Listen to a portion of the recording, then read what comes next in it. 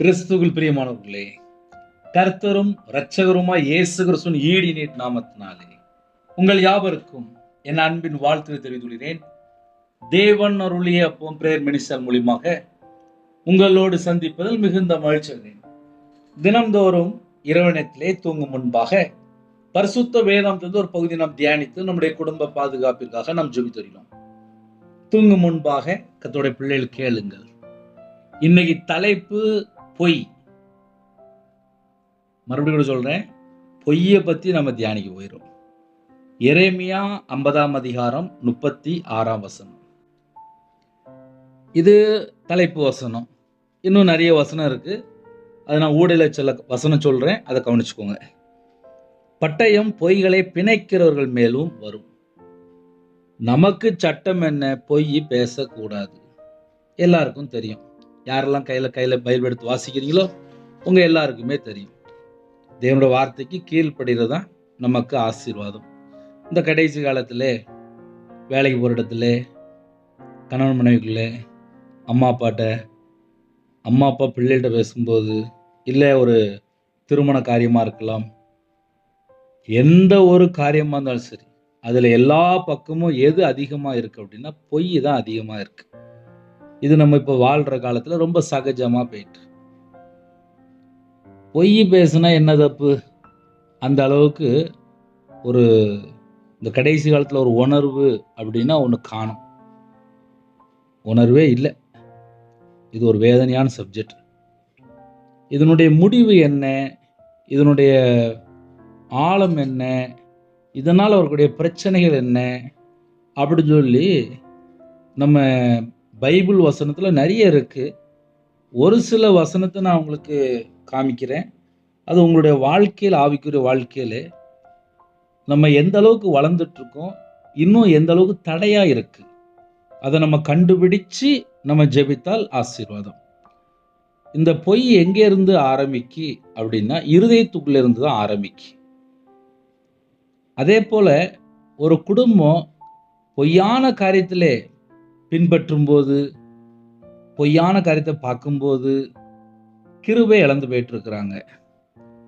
பொய் யாரு பேசுவா அப்படின்னா பொய்க்கு பிதா லூசிபர் அங்க உள்ள என்டர் ஆயிடுவான். லூசிபர் வந்தாதான் பொய் பேசும்போது தன் சொந்தத்தில் எடுத்து பேசுவான்னு சொல்லி போட்டிருக்கு. அதனால இந்த பொய் அப்படின்னா பொய்க்கு பிதா அங்க என்டர் ஆயிடுவான்.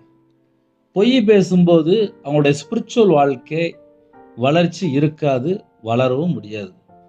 ஏன்னா நிறைய குடும்பத்தில் நான் ஆவியில் இருக்கேன், நான் அந்நிய பாஷை பேசுகிறேன், நான் தீர்க்க தரிசனம் பார்க்குறேன், தரிசனம் பார்க்கறேன்னு சொல்லி எல்லாம் சொல்லிடலாம். வாயை திறந்தா நிறைய பொய் பேசிட்டு இருப்பாங்க. அந்த பொய் பேசியாச்சுனாலே அங்கே பொய்க்கு பிதா உள்ள என்டர் ஆயிடுவான். முதல்ல கர்த்தருடைய வார்த்தையை திட்டமாக புரிந்து கொள்ளணும்.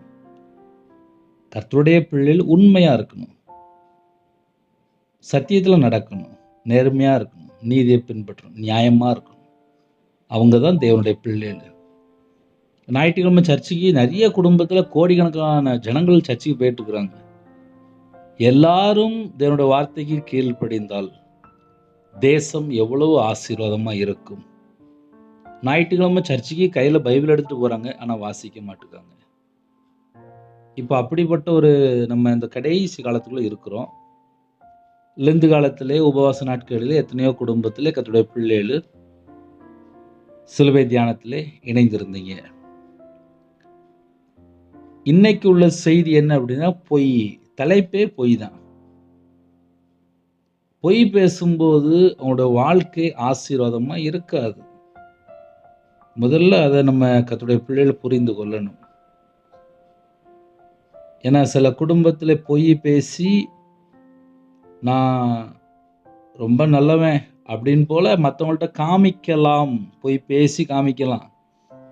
நான் எவ்வளோ ஒரு பெரிய போஸ்டில் இருக்கேன் அப்படின்னு சொல்லி மனுஷனுக்கு முன்பாக நிறைய பொய் பேசிக்கிட்டே இருப்பாங்க.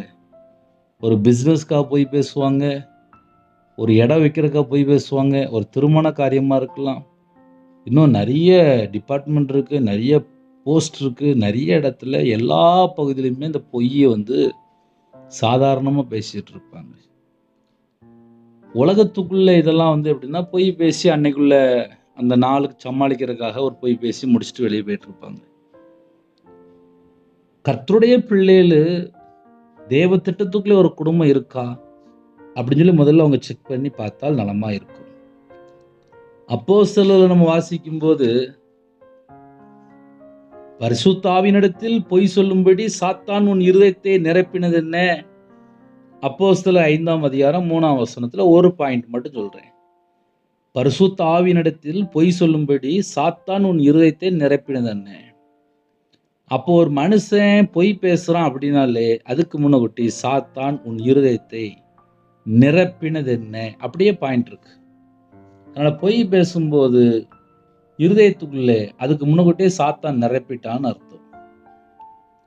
அப்ப இருதயத்துக்குள்ளே பரிசுத்த ஆவியான் இருக்கும்போது உண்மையினால நிரப்பப்பட்டிருப்பாங்க. சாத்தான் வரும்போது பொய்யினால நிரப்பப்பட்டிருப்பாங்க. அந்த ரெண்டுக்குள்ள வித்தியாசத்தை ஒரு குடும்பம் அறிந்து கொள்ளணும்.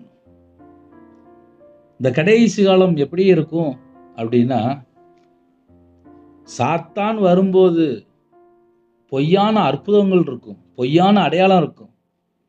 அதான் அவனுடைய கடைசி வருகை. 2 தெசலோனிக்கேயர் 9ஆம் வசனம் முதல் 12ஆம் வசனம் வரை அழகா எழுதப்பட்டிருக்கு. அக்கிரமக்காரனுடைய வருகை சாத்தானுடைய செயலின்படி சகல வல்லமையோடும் அடையாளங்களோடும் பொய்யான அற்புதங்களோடும் கெட்டு போயிருளுக்குள்ளே அநீதியினால் உண்டாகும் சகலவித வஞ்சகத்தோடும் இருக்கும்.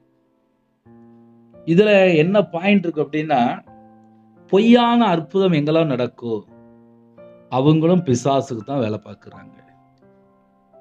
பொய்யான தீர்க்க தரிசனம் சொல்லுவாங்க, அவங்களும் பிசாசுக்கு தான் வேலை பார்க்குறாங்க. ஏன்னா வாயை திறந்தாலே பொய் தீர்க்க தரிசனம், பொய் தீர்க்க தரிசனம், பொய் சொப்பனம், இது எல்லாமே அந்தி கிறிஸ்துனுடைய ஆவி, பொய்யின் ஆவி என்று எழுதப்பட்டிருக்கு. இப்படி இந்த கடைசி காலத்துல நிறைய இடத்துல பொய் சொல்லி பொய் சொல்லி பொய் சொல்லி பொய் சொல்லி ஜனங்களை ஏமாத்திட்டு இருக்கிறாங்க. இப்படிப்பட்டவங்களுக்கு பைபிள்ல வசனம் என்ன எழுதப்பட்டிருக்கு அப்படின்னு சொல்லி எரேமியா 50ஆம் அதிகாரம் 36ஆம் வசனத்திலே, பட்டயம் பொய்களை பிணைக்கிறவர்கள் மேலும் வரும். பொய்யை சேர்த்து சேர்த்து சேர்த்து சேர்த்து பேசுவாங்க. மனுஷனை ஏமாத்திரலாம். என் வீட்டில் மனைவி இல்லை புருஷன் இல்லை அம்மா இல்லை அப்பா இல்லை மாமியார் இல்லை வீட்டில் பிள்ளைகள் இல்லை பக்கத்து வீடு இல்லைன்னா பாஸ்டரை கூட ஏமாத்திடுறாங்க. வேலை செய்கிற இடத்துல அங்கே ஏமாத்திடுறாங்க. ஒரு பொருளை விற்கிறேன்னு சொல்லிட்டு அங்கே ஏமாத்திடுறாங்க. மேல் அதிகாரியை ஏமாத்திடுறாங்க. இங்கே எல்லாரும் ஏமாத்திடலாம்ப்பா. ஆனா பரலோகத்துல தேவன் பார்த்துட்டு இருக்காரு. நைட் நேரத்துல ஆசீர்வாதமான ஒரு வாக்குத்தத்தை எடுத்து எனக்கு பேச தெரியும். ஜனங்கள் ஃபுல்லா பொய் பேசும்போது என்ன தண்டனை வரும் தெரியுமா? பொய் பேசினால் பொய்யர் அனைவரும் 2ஆம் மரணமாகிய அக்கினியும் கந்தவும் எரித கடலிலே பங்கடைவார்கள். பொய்யர் அனைவரும். ஒரு மனுஷன் பொய் பேசி பொய் பேசி பொய் பேசி வாழ்ந்துட்டு இருக்கான் அப்படின்னா அவனுக்கு நேரா 2ஆம் மரணமாகி அக்கினி கந்தம் எரித கடல், அந்த கடல்ல போய் பங்கடைவானா. அப்போ வாழ்ற ஒரு 30 வருஷம் 50 வருஷம் 70 வருஷம் 80 வருஷம் ஒரு 100 வருஷம் உள்ள வாழ்க்கை உண்மையா வாழ்ந்தால் அவரோட வாழ்க்கை. உண்மை இல்லாத ஒரு காரியம் இருக்கு, இந்த உலகத்துக்குள்ள நிறைய செழிப்பா இருக்கு, அவங்களுக்கு தண்டனையா எழுதி வச்சிருக்காரு. ஒரு குடும்பம் பரலோகத்துல போகணும் அப்படின்னா தேவனோட வார்த்தைக்கு கீழ்ப்படியணும். பொய்யை விரும்பி அதன்படி செய்கிற யாவரும் புறம்பே இருப்பார்கள். இப்போ உண்மையை விரும்புறது இல்லை, பொய்யை மட்டும்தான் விரும்புறாங்க. அதனாலதான் இந்த பிரச்சனைக்கு காரணம். ஒரு மனுஷன் பொய் பேசிட்டே இருக்கான் அப்படின்னாலே பரலோகத்துல போக முடியாது. இந்த கடைசி காலத்துல பொய் பேசி பொய் பேசி பொய் பேசி எப்படியாவது பணம் சம்பாதிக்கணும், நகை சம்பாதிக்கணும், சொத்து சேர்க்கணும்னு சொல்லிட்டு ஏகப்பட்ட பொய். ஒரு மனுஷன் பொய் பேசிட்டே இருக்கான் அப்படின்னா தண்டனைக்கு தப்பான். பொய் பேசிட்டே இருக்கிறான் அப்படின்னா நாசம் அடைவான். இதெல்லாம் பைபிள் ரெக்கார்டு. வசனம் இருப்பதுன்னு சொல்லணுமா? நீதிமொழிகள் 19ஆம் அதிகாரம் 9ஆம் வசனத்துல இருக்கு. பழைய ஏற்பாடு நீதிமொழிகள் 19ஆம் அதிகாரம் 9ஆம் வசனம். பொய் சாட்சிக்காரன் ஆக்கினிக்கு தப்பான், பொய்களை பேசுகிறவன் நாசம் அடைவான். 12ஆம் சங்கீதம் 2ஆம் வசனத்திலே தங்கள் தோழரோடே பொய் பேசுகிறார்கள், இச்சக உதடுகளால் இருமனதாய் பேசுகிறார்கள். பொய் புகழ்ச்சி, நல்ல பொய் பேசி பொய் பேசி பொய் பேசி கூட ஃப்ரெண்டிட பேசிக்கிட்டே இருப்பாங்க. ஃப்ரெண்டை திருப்திப்படுத்த, இல்லைன்னா நல்ல பேர் எடுக்க. இச்சக உதடுகளால் இருமனதாய் பேசுகிறார்கள். எத்தனையோ குடும்பத்துல இந்த கடைசி காலத்துல பொய் தான் அதிகமா இருக்கு. சரி, செய்திக்குள்ள வருவோமே. பொய் பேசினா ஜெபம் கேட்கப்படுமா? நீதிமொழிகள் 12ஆம் அதிகாரம் 22ஆம் வசனத்துல ஒரு பாயிண்ட் எழுதப்பட்டிருக்கு. பொய் உதடுகள் கர்த்தருக்கு அருவருப்பானவைகள். பொய் பேசிட்டு போய் ஜெபம் பண்ணுனா தேவன் எதை பார்ப்பார் அப்படின்னா, ஏப்பா நீ பொய் பேசிட்டு வந்திருக்கப்பா, பொய் உதடுகள் கர்த்தருக்கு அருவருப்பானவைகள். நீ நிறைய குடும்பத்துல என் ஜெபத்துக்கு ஏன் பதில் வரல, ஒரு பெரிய ஒரு பட்டியல் போட்டு ஒரு லிஸ்ட் போட்டு ஒரு கேள்வி கேட்பாங்க. என் ஜெபத்துக்கு இன்னும் பதில் வரலையே, நான் எத்தனை மாசமா ஜெபம் பண்றேன், நான் எத்தனை வருஷமா ஜெபம் பண்றேன். முதல்ல பேசுற வார்த்தையில உண்மை இருக்கா? இன்னைக்கு நிறைய வீட்டுல உண்மையே இல்லையே. வாயை திறந்தா ஒன்லி பொய் மட்டும்தான் பேசுறாங்க. வசனம் தெளிவா எழுதப்பட்டிருக்கு, பொய் உதடுகள் கர்த்தருக்கு அருவருப்பானவைகள். ஒரு மனுஷன் கர்த்தருக்கு அருவருப்பா வாழ்ந்துட்டு என் ஜெபத்துக்கு பதில் வரலன்னா எப்படி வரும்? வராது. முதல்ல உண்மையா வாழ்றதுக்கு அர்ப்பணிக்கணும். பொய்யில இருந்து ஒரு பாவி மனம் திரும்பணும். காலையில இருந்து ராத்திரி வரையும் ஒரே பொய் மட்டும்தான். பட்டயம் பொய்களை பிணைக்கிற மேலும் வரும். பட்டயம் சொல்லிட்டாரு. பட்டயத்தினால அது எப்படினாலும் வரும். அவர்கள் பைத்தியக்காரர் ஆவார்கள். ஒரு மனுஷன் பொய் பேசிக்கிட்டே இருக்கான் அப்படின்னா அவனுக்கு ஒரு தண்டனை பைபிள் எழுதப்பட்டிருக்குல்ல. இந்த பூமியில வாழும்போது பைத்தியக்கார மாதிரி இருப்பான். பட்டயம் அதன் பராக்கிரமசாலிகள் மேலும் வரும், அவர்கள் கலங்குவார்கள். தேவனுடைய தண்டனை ஒரு வீட்டுக்குள்ள வந்துச்சுன்னா அந்த வீட்டுக்குள்ள கலக்கம் மட்டும்தான் இருக்கும், குழப்பம் மட்டும்தான் இருக்கும், பிரச்சனை மட்டும்தான் இருக்கும். ஏன்? மனைவிட்ட போய் பேசும்போது பொய், புருஷன்கிட்ட பேசும்போது பொய், பிள்ளைகிட்ட பேசும்போது பொய், மாமியார்கிட்ட பேசும்போது பொய், வாயை திறந்தாலே பொய். ஐயா, ஒரு பொய் 2 பொய்யெல்லாம் இப்ப யாரும் பேசல. அது இங்க இருந்து மெட்ராஸ் வரையும் அந்த அளவுக்கு பொய் பேசிட்டு இருக்காங்க. விட்டா வேற நாட்டுக்குள்ள பொய் பேசிட்டு இருக்காங்க. ஒரே பொய் பொய் பொய் பொய். பொய் பேசுறவன் பிசாசினால் உண்டாயிருக்கிறான். சிம்பிளா சொல்லித்தரேன். அதனால ஆசீர்வாதத்தை பெற்றுக்கொள்ளணும் அப்படின்னா வாழ்க்கை உண்மை இருக்கணும். உண்மை இருந்தால் தேவனுடைய ஆசீர்வாதம் உங்க வீட்டுக்குள்ள வரும். கண்களை மூடி நாம் ஜெபம் செய்வோம். அன்பின் கர்த்தாவே, நன்றியோடு துதிக்கிற சொல்கிறோம்ப்பா. பொய் பேசும்போது எவ்வளவு ஆபத்து இருக்கு என்பதை உங்க பிள்ளைகளோட பேசியிருக்கிறீங்க. எந்த குடும்பத்துல மனம் திரும்ப அர்ப்பணிக்கிறாங்களோ அவங்களுடைய பாவத்தை மன்னித்து உங்க ரத்தத்தினால கழுவி சுத்திகரிங்க. இந்த நாள் முழுதும் பாதுகாத்த கிருபைக்காக உமக்கு நன்றி செலுத்துகிறோம். பஸ்ஸில் போறாங்க, கார்ல போறாங்க, ட்ரெயின்ல போறாங்க, ஃப்ளைட்ல போறாங்க. வாலிப பிள்ளைகள், வாலிப பையங்க ஐடி ஃபீல்டோட பக்கங்க, நைட் நேரத்தில் பெட்ரோல் பல்கோட பக்கங்க, வாட்ச்மேன் ஜெபிக்கிறாங்க, செக்யூரிட்டி ஜெபிக்கிறாங்க, போலீஸ் ஆஃபீஸ் ஜெபிக்கிறாங்க, ஆர்மியில் ஜெபிக்கிறாங்க. அதிகாரிகள், தலைவர் எல்லாரையும் உம்முடைய பாதப்படியில் அர்ப்பணிக்கிறோம். நைட் நேரத்தில் போதை அடிமை, கஞ்சா பழக்கம், விபச்சார அடிமை, மதுபான அடிமை, போதை காரியங்கள் எந்தெந்த அடிமையில் இருக்கிறாங்களோ அந்த அடிமையிலேருந்து வெளியில வரணும். கர்த்தர் கிருபை செய்யுங்க. மரண பயத்தோடு, தற்கொலை எண்ணத்தோடு எந்த குடும்பத்திலே இணைந்திருக்காங்களோ அந்த கிரியைகள் இயேசு கிறிஸ்துவின் இரத்தத்தினாலே, இயேசு கிறிஸ்துவின் நாமத்தினாலே அழிக்கப்படட்டும்.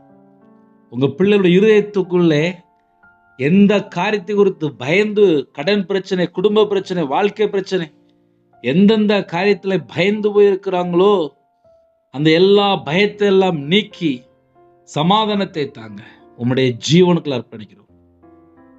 கற்பதனையா ஜீவிரம் கர்த்தர் மனமிறங்கி ஆசுறீங்க. சில குடும்பம் கர்த்தரை விட்டு தள்ளி போயிட்டு எச்சரிப்போடு உங்க பிள்ளைகளோட நீங்க பேசிருக்கிறீங்க. உம்முடைய வார்த்தைக்கு யாரு கீழ்படுகிறாங்களோ உங்க பிள்ளையோட வாழ்க்கையிலே மறுபடியுமாக கர்த்தர் ஆசீர்வதிங்க. எக்ஸாம் எழுதி அப்பா சில குடும்பத்தில் ரிசல்ட்டுக்காக ஆயத்தமா இருக்காங்க, அந்த பிள்ளைகளை ஆசீர்வதிங்க. சில குடும்பத்திலே கற்பதனையா ஜீவிரம் கர்த்தர் மனமிறங்கி ஆசீர்வதிங்க. தாகத்தோடு இருக்காங்கப்பா, உங்க பிள்ளைகளோட இதயத்துக்குள்ளே என்னெல்லாம் குறை இருக்கோ அந்த எல்லா குறைகளெல்லாம் நீக்கி கர்த்தர் மறுபடியுமாக இந்த பிள்ளைகளை ஆசீர்வதிங்க. உங்க நாம மையப்படட்டும்.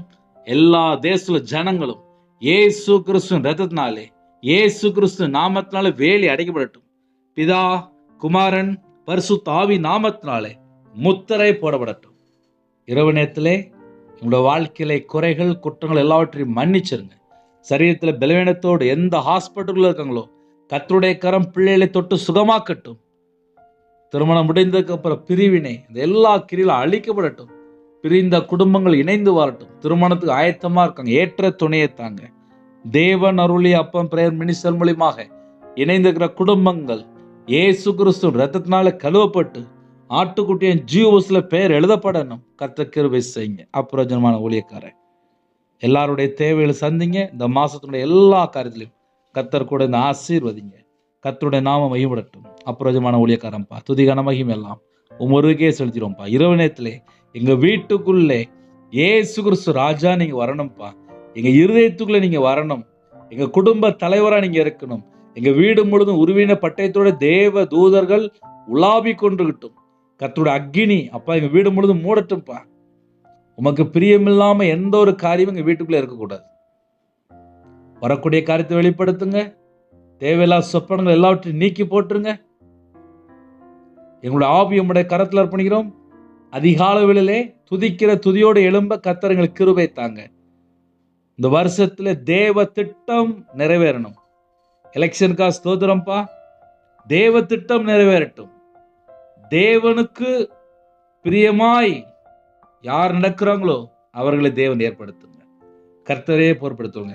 இயேசு கிறிஸ்து பிதாவே ஆமேன்.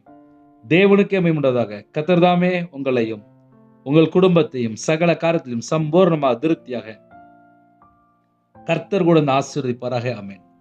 கர்த்தரால் இயேசு கிறிஸ்துவின் கிருபையும் பிதாவாகிய அன்பும் பரிசுத்தனுடைய ஐக்கியமும் இப்பொழுதும் எப்பொழுதும் சதா காலங்களிலும் நம்மளோடு கொடுப்பதாக. ஆமேன்.